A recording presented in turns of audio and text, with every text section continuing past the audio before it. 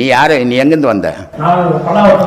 எங்கிருந்து வந்தேன்னு அப்ப அவங்களுக்கு செய்ததில்ல. அப்ப பிரதிபலனை பார்த்து செய்த 35 வருஷமா அவங்களுக்கு நீ அதை எதிர்பார்க்கவே கூடாது. உன்னை எதிர்பார்த்தா உன்னை குழந்தையில சோறு ஊட்டினாங்க. அப்போ எதை வச்சு சோறு ஊட்டினாங்க? உனக்கு ஏன் சோறு போட்டு வளர்க்கணும்? உனக்கு ஏன் பால் கொடுத்து வளர்க்கணும்? உனக்கு ஏன் கொசு கிடைக்குமா எறும்பு கிடைக்குமான்னு உன்னையே வளர்த்தாங்க. அவங்க கடமை, உன் கடமை சோறு போட வந்து எதிர்பார்க்க கூடாது. அவன் தான் புள்ள.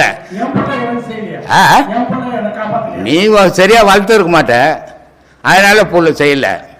இந்த சில வீட்டுங்கள் எல்லாம் தாய் தோப்பனை வச்சு சோறு போடுவாங்க, பிள்ளைங்களை வச்சுக்கணும்.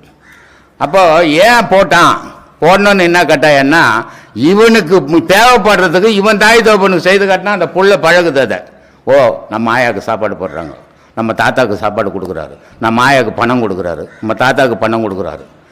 ஆனால் அவங்க காலம் முடிஞ்ச உடனே உன் பேரன் பேத்தி உன் பிள்ளைங்க நம்ம அப்பாவுக்கு நம்ம பண்ணணும், நம்ம அப்பா நம்ம அம்மாவுக்கு பண்ணாருன்னு அந்த பழக்கத்தை உண்டாக்கணும். குழந்தைங்க கிட்ட பிறக்கும் போது இந்த வெறுப்பு உண்டாக்குனா அது தாய் தகப்பனை விட்டு போயிடும். ரெண்டாவது, காசே பணம் புள்ள சம்பாரிச்சு கொடுக்குறான்னு ஏன் பண்ற தாய் தகப்பன் கதியெல்லாம் நடுவோடுறான். புள்ளையா தான் நினைக்கணும், பணமா நினைக்க கூடாது. அவன் பணத்துக்காக புள்ள இல்லை, உறவுக்காக புள்ள, உரிமைக்காக புள்ள. அதை மட்டும் நினைக்கணும். அவன் பணம் வருமா பிள்ளைய பார்த்தா அவன் தகப்பனும் கிடையாது, அவன் பிள்ளையும் கிடையாது.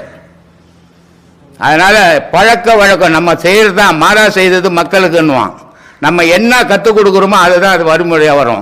அதை சம்பாதிக்கிறது மட்டும் குறிக்கோளை காப்பாற்றினா பாசம் அழிஞ்சு போயிடும்.